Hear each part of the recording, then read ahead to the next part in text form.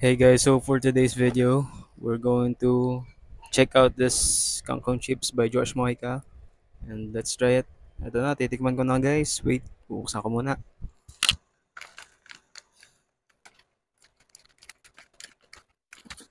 At ito guys. Ito guys, nabuksan ko na. Medyo madulas pa ako dito. Okay, hawakan ko na lang. Tapos mag-alcohol habang kukuha dito.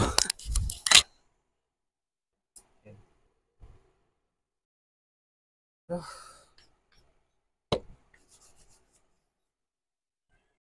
na. Titikman na. Titikman pa wala na. Okay. Ulit. Actually, natikman ko na to. Kaso nga lang, spicy cheese flavor yung natikman ko nun. Nasa Real ako. Yun. At ito, matitikman ko na yung original flavor ng kangkong chips. Ito. Wait lang.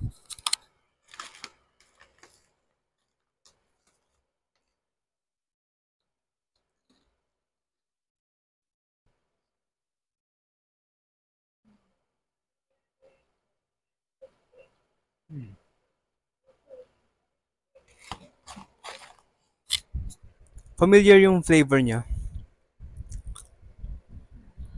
Parang yung chichired sa sa mga bus na tinitinda ng mga naglalako. Ano bang nagtitinda nga eh. Parang ganun yung lasa niya. At yun yung masasabi ko. Hindi ko na matandaan kung anong chichirya yun eh. Pero ganun yung lasa niya. Marirate ko to ng 7.5 out of 10. Baka -6 since napaka-typical ng lasa niya. Hindi siya kasing sarap nung ibang sorry Josh Mojica, pero yun yung opinion ko dito.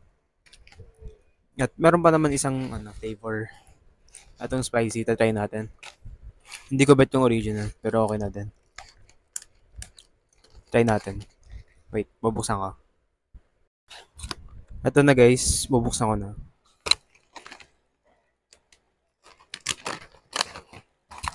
Okay, for the moment of truth, tikman natin yung lasa.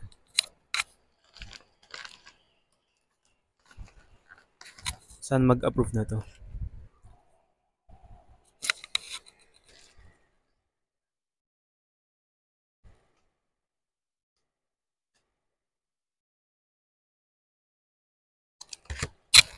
Okay naman. Parang mga 6.7 ganun, 6.3. Medyo di ko rin bet yung lasa pero okay lang. At least dahil masasave ko to dahil sa kaumayan, okay na din.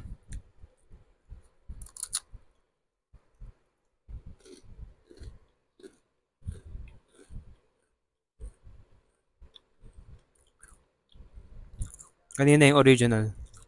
Rate ko sa kanya 7.5 while ito namang spicy 6. 6.3 or 7. 6.3 or 6.7. Dahil napaka-mid nung lasa niya.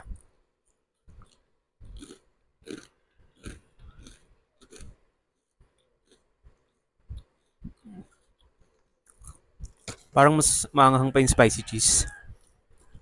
Hindi ko talaga bet.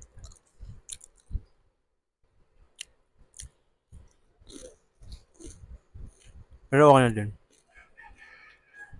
Okay na yung lasa niya.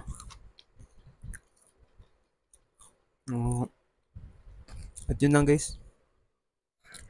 Sana nagustuhan niyo itong video na to at bye.